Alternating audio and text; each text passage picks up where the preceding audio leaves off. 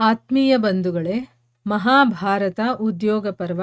ಇದರಿಂದ ಸಂಜಯನಿಂದ ಪಾಂಡವ ಪಕ್ಷದ ವೀರರ ವಿವರಣೆಯನ್ನ ಕೇಳಿ ಧೃತರಾಷ್ಟ್ರ ದುರ್ಯೋಧನನಿಗೆ ಯುದ್ಧ ಮಾಡಬಾರದು ಅಂತ ಆಜ್ಞೆಯನ್ನ ಕೊಡ್ತಾನೆ.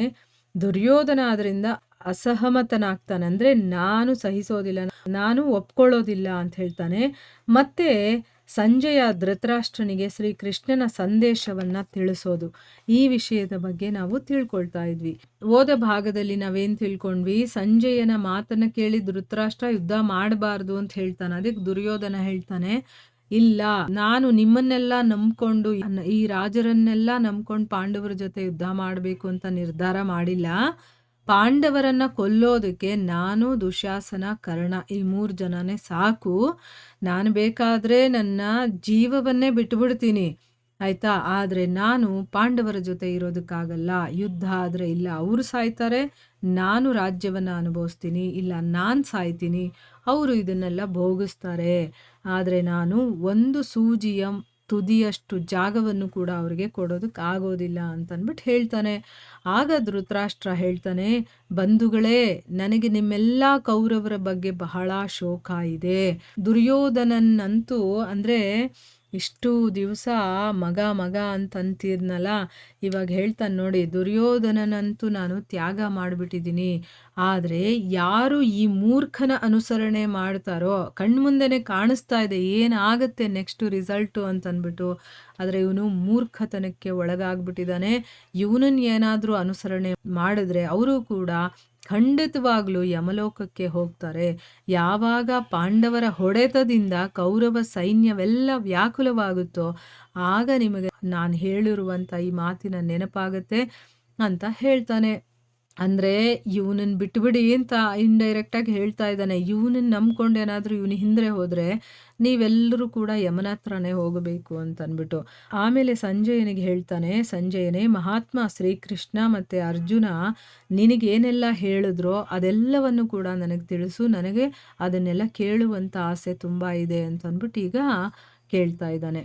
ಅದಕ್ಕೆ ಸಂಜಯ ಹೇಳ್ತಾನೆ, ರಾಜನೇ, ಶ್ರೀಕೃಷ್ಣ ಮತ್ತೆ ಅರ್ಜುನನನ್ನ ನಾನು ಯಾವ ಸ್ಥಿತಿಯಲ್ಲಿ ನೋಡಿದ್ನೋ ಅದನ್ನ ನಾನು ಹೇಳ್ತೀನಿ ಕೇಳಿ. ಅಂದರೆ ಅವರು ಯಾವ ಒಂದು ಪೊಸಿಷನಲ್ಲಿದ್ದರು, ಹೇಗಿದ್ರು ಅಲ್ಲಿ ನಾನು ಹೋದಾಗ ಅನ್ನೋದ್ರ ಬಗ್ಗೆ ಹೇಳ್ತೀನಿ. ಮತ್ತು ಆ ವೀರರು ಏನನ್ನ ಹೇಳಿದ್ರೋ ಅದನ್ನು ಕೂಡ ನಾನು ನಿಮಗೆ ಹೇಳ್ತೀನಿ ಅಂತಂದ್ಬಿಟ್ಟು ಹೇಳ್ತಾ ಇದ್ದಾನೆ. ಮಹಾರಾಜರೇ, ನಿಮ್ಮ ಸಂದೇಶವನ್ನ ತಿಳಿಸೋದಕ್ಕೋಸ್ಕರ ನಾನು ನನ್ನ ಕಾಲಿನ ಬೆರಳುಗಳ ಮೇಲೆ ದೃಷ್ಟಿಯನ್ನ ಇಟ್ಕೊಂಡು, ಅಂದರೆ ಅರ್ಥ ಏನು, ತಲೆ ಬಗ್ಗಿಸಿದ್ರೆ ತಾನೇ ನಮ್ಮ ಕಾಲಿನ ಬೆರಳುಗಳ ಮೇಲೆ ನಾವು ದೃಷ್ಟಿ ಹಾಯಿಸೋದಕ್ಕಾಗೋದು. ಅಂದ್ರೆ ಕತ್ತನ್ನು ಎತ್ತದೆ ದಿಟ್ಟಿಸಿ ನೋಡದೆ ತಲೆಯನ್ನ ಬಗ್ಗಿಸ್ಕೊಂಡು ಕಣ್ಣನ್ನು ಕೂಡ ಕೆಳಗಡೆ ಇಳಿಸಿ ನಾನು ಬಹಳ ಎಚ್ಚರಿಕೆಯಿಂದ ಕೈ ಮುಗಿದುಕೊಂಡು ಅವರ ಅಂತಃಪುರದ ಒಳಗಡೆ ಹೋದೆ. ಆ ಒಂದು ಅಂತಃಪುರಕ್ಕೆ ಅಭಿಮನ್ಯು ಮತ್ತು ನಕುಲ ಸಹದೇವರು ಕೂಡ ಹೋಗೋದಿಲ್ಲ. ಅಂದರೆ ಅಲ್ಲಿಗೆ ಯಾರಿಗೂ ಪರ್ಮಿಷನ್ ಇಲ್ಲ, ಅಂಥ ಜಾಗಕ್ಕೆ ನಾನು ಹೋದೆ. ಅಲ್ಲಿ ಹೋದ್ಮೇಲೆ ನಾನು ನೋಡಿದೆ, ಶ್ರೀಕೃಷ್ಣ ತನ್ನ 2 ಚರಣಗಳನ್ನು ಅರ್ಜುನನ ಮಡಿಲಲ್ಲಿಟ್ಕೊಂಡು ಕೂತಿದ್ದ. ಅರ್ಜುನನ ಚರಣಗಳೆಲ್ಲಿತ್ತು, ದ್ರೌಪದಿ ಮತ್ತು ಸತ್ಯಭಾಮಾಳ ಮಡಿಲಲ್ಲಿತ್ತು. ಅರ್ಜುನ ನನಗೆ ಕೂತ್ಕೊಳ್ಳೋದಕ್ಕೆ ಒಂದು ಚಿನ್ನದ ಪಾದಪೀಠವನ್ನು ಕೊಟ್ಟ. ನಾನು ಅದನ್ನು ಕೈಯಿಂದ ಸ್ಪರ್ಶ ಮಾಡಿ ನೆಲದ ಮೇಲೇ ಕೂತ್ಕೊಂಡೆ.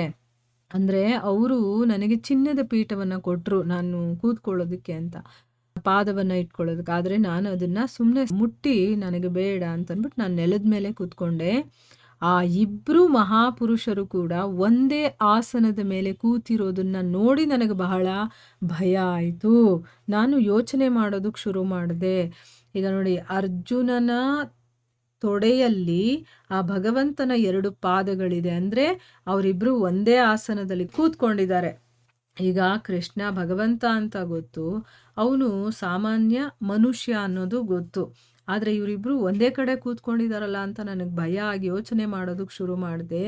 ಮಂದಬುದ್ಧಿ ದುರ್ಯೋಧನ ಕರ್ಣನ ಮಾತುಗಳನ್ನು ಕೇಳಿ ಈ ವಿಷ್ಣು ಮತ್ತು ಇಂದ್ರನ ಆಗಿರುವಂತಹ ವೀರರ ಸ್ವರೂಪವನ್ನು ಸ್ವಲ್ಪನೂ ತಿಳ್ಕೊಂಡಿಲ್ವಲ್ಲ ಅಂತಂದ್ಬಿಟ್ಟು ನನ್ನ ಮನಸ್ಸಿಗೆ ಅನ್ನಿಸ್ತು. ಅಂದರೆ ಇವನಿಗೆ ಆ ದೃಷ್ಟಿ ಬಂದಿದೆ, ಏನು, ಅವನು ಪರಮಾತ್ಮ ಇವನು ಇಂದ್ರ ದೇವತೆಗಳಲ್ಲೇ ಪ್ರಮುಖನಾಗಿರುವಂಥವನು ಅಂಥವನು ಅಂತಂದ್ಬಿಟ್ಟು ಭಗವಂತ ಮತ್ತೆ ಆ ದೇವತೆಗಳಲ್ಲಿ ಮುಖ್ಯನಾಗಿರುವಂಥವನು ಅಲ್ಲಿ ಇದ್ದಾರೆ ಅಂತಂದ್ಬಿಟ್ಟು ಇವ್ರಿಗೆ ಗೊತ್ತಾಗ್ತಾ ಇಲ್ವಲ್ಲ. ಆ ಸಮಯದಲ್ಲಿ ನನಗೇನು ಗೊತ್ತಾಗಿದ್ದು ಅಂತಂದರೆ, ಇವರಿಬ್ಬರೂ ಕೂಡ ಯಾರ ಆಜ್ಞೆಯಲ್ಲಿ ಇರುತ್ತಾರೋ ಆ ಧರ್ಮರಾಜ ಯುಧಿಷ್ಠಿರನ ಮನಸ್ಸಿನ ಸಂಕಲ್ಪನೇ ಪೂರ್ತಿಯಾಗುತ್ತೆ. ಅಂದರೆ ಈಗ ಯಾರ ಅಂಡರಲ್ಲಿ, ಅಂದರೆ ಅರ್ಥ ಏನು, ಯಾರ ಕಡೆ ಇರ್ತಾರೋ ಯುಧಿಷ್ಠಿರ ಹೇಳಿದಾಗೆ ಕೇಳುವ ರೀತಿ ಆಯ್ತಾ. ಅಂದರೆ ಯುಧಿಷ್ಠಿರನೇ ಅಂತಲ್ಲ, ಇವರಿಬ್ರು ಅಂದರೆ ನರನಾರಾಯಣ ಅಂತ ಹೇಳ್ತೀವಲ್ವಾ, ಆ ಕೃಷ್ಣ ಮತ್ತು ಅರ್ಜುನ ಎಲ್ಲಿರ್ತಾರೋ ಅವ್ರ ಮನಸ್ಸಲ್ಲಿ ಏನು ಅಂದ್ಕೊಂಡಿರ್ತಾರೋ ಅದು ಪೂರ್ತಿ ಆಗುತ್ತೆ. ಈಗ ನಮ್ಮ ಮನಸ್ಸಲ್ಲಿ ಕೃಷ್ಣ ಮತ್ತು ಅರ್ಜುನ ಇದ್ದರೆ ನಾವು ಹೇಳ್ದಂಗೆ ಅದೆಲ್ಲ ನಡೆಯುತ್ತೆ ಆಯಿತಾ. ಯಾಕಂದರೆ ಅವರಿಬ್ಬರು ನಮ್ಮ ಹೃದಯದಲ್ಲಿ ಇದ್ದರೆ ನಾವು ಹೇಳ್ದಂಗೆ ನಡೆಯುತ್ತೆ. ಆದರೆ ಅವರಿಬ್ಬರು ನಮ್ಮ ಹೃದಯದಲ್ಲಿ ಇರಬೇಕು ಅಂತಂದರೆ ಅವರು ಸಾಮಾನ್ಯ ಮನುಷ್ಯರ ಅವರು ಅಲ್ಲ.